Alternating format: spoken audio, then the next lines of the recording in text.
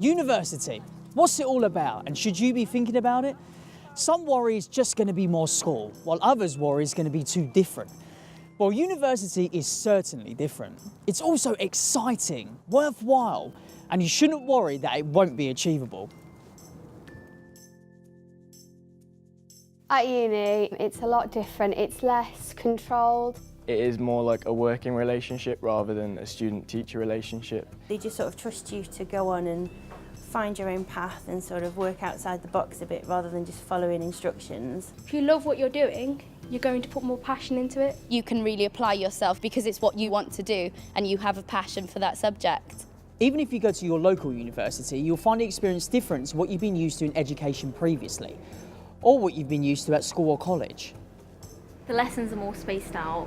You've got time to do your work in between, whereas in school we had our lessons one after the other.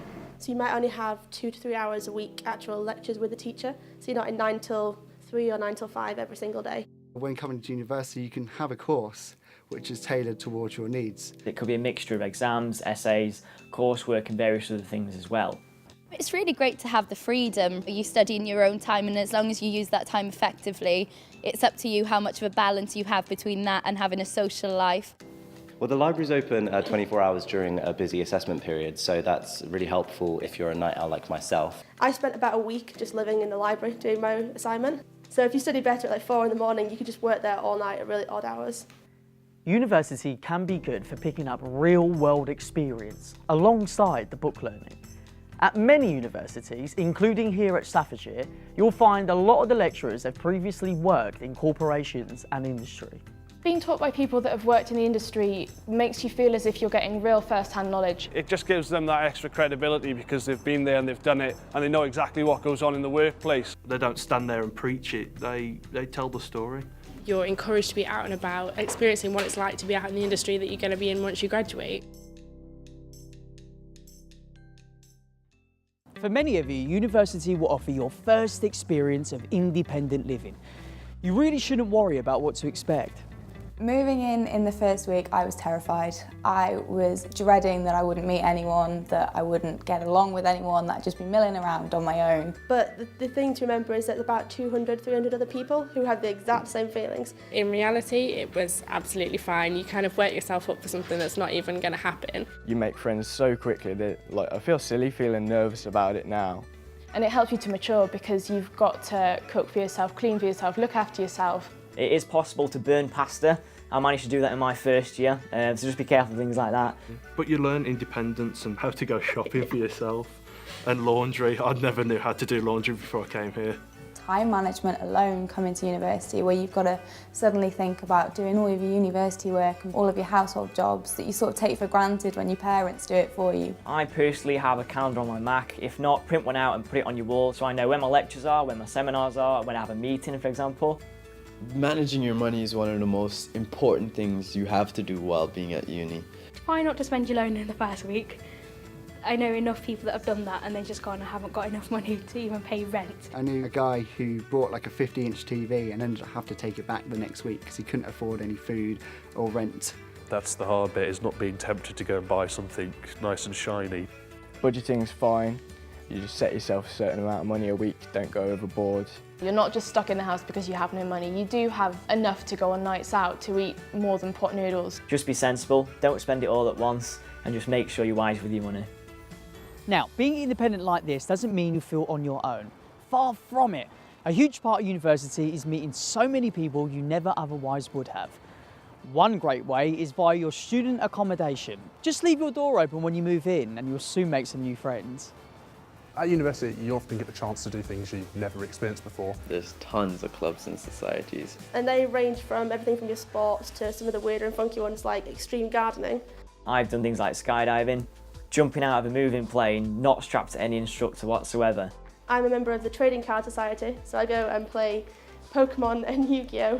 I remember at first feeling like I wanted to do everything because you just want to get involved in the whole experience. Within 1 week, I'd tried 10 different sports that I'd never tried before. It's really helped my social life because I didn't have one when I kind of started university. You sort of form a group of friends all with the same interests. So I think societies and clubs are just a brilliant way to enhance your university life. The nightlife here is great. There's loads of different events going on.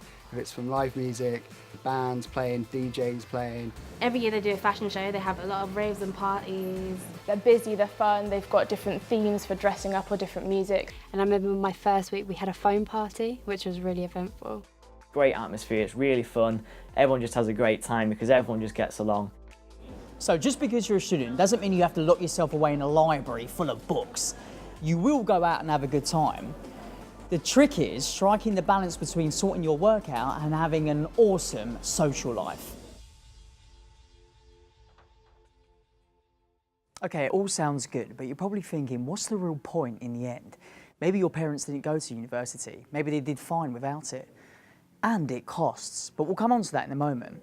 But for now, why would you do it all again? People say that university is your first step, but I kind of disagree because I think it's been my first, second, third, fourth and even fifth because of the things that I picked up. It's really brought me out of my shell and I've met tons of fantastic people. I've got more confidence and I have more belief in myself. I feel like I've got more of a purpose. University is a brilliant gateway to going and doing different things that you may not have had an opportunity to do before, but you've always been interested in. It just looks better and more employable for you if you said I've been through university, because you also have those life experiences as well as a degree. What about that qualification though? Fact is, jobs in the UK are increasingly demanding graduate level skills. For example, teaching and nursing roles now automatically require you to be a graduate. There are skills that I actually needed from this degree in order to get my placements and grad schemes. If I'd have wanted to get into the creative industry straight out of A-levels, I wouldn't have been half as prepared as if I'd have done a degree. You get a lot of different opportunities as well as what you originally want to do through doing a degree. So it's those transferable skills that you get at university that really set you up to go into a job in any area, really. He's right. In fact, in 2012, 74% of those with degrees were in graduate jobs, compared with 69% in 2006. You can be sure many of those didn't graduate in the subject they now work in. The two main concerns about university are usually, would they take me? Am I clever enough? And can I afford it?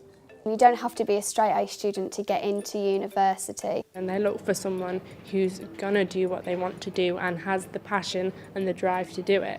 That can be a major difference between you and someone else that's got all B grade A levels, because you've got a whole host of real life knowledge. I was quite an average student at A-levels, but showing I could work hard when I went into my interview, they were totally on board with me and accepted a place. I was definitely concerned that university might not be for me with my disability. The Enabling Centre were an absolute godsend. They give you one-to-one tuition. I have a note taker for lectures. I also have a mobility support, so that helps me carry things like bags and laptops around the university. You can go and speak to any of the lecturers about it. You don't have to feel like you're on your own. Now, the last hurdle. What's it going to cost you? There's been a lot of talk about the cost of higher education and the levels of student loan involved. Here's a big number, £40,000. That is the average student debt you'll run up on a 3-year course living away from home. But it's not a normal loan that has to be paid back regardless. A lot of people think that you get your job and then you've got to chuck all your money straight back into paying off your student loan. But that's not correct at all. It's not like a bank loan that somebody is almost on your back all the time asking you to make repayments all the way through. Your student loan will only be paid back when you've graduated and are earning over £21,000 a year. Even then, you'll only be paying back 9% of what you earn over and above that figure. If you earn £21,010, you get your £21,000 that you take home, and then they only deduct your student loan payback from the £10 over, or however much you do earn over. And even if you don't reach the £21,000 threshold, after 30 years, the debt is written off. Let's just assume you do end up earning more than £21,000 salary. At £24,000, say, you'll still only be paying back about £23 a month, less than the cost of some people's mobile phone contracts.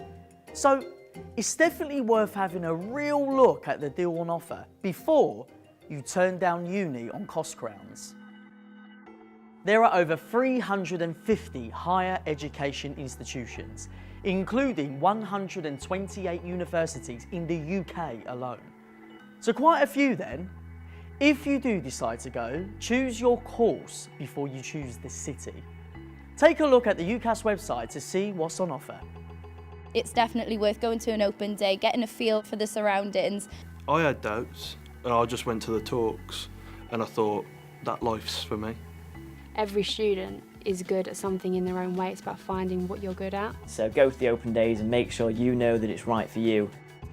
I love university. I think it was one of the best decisions I made. I've just become more confident. I've met friends that I know I'll have for a lifetime. And the academic knowledge I've gained, I never imagined I'd be capable of. So I definitely say it's worth going, having a look. You might find that you absolutely love it and that you would regret not going. We'd love to have you here at Staffs, but wherever you go and whatever you decide, good luck.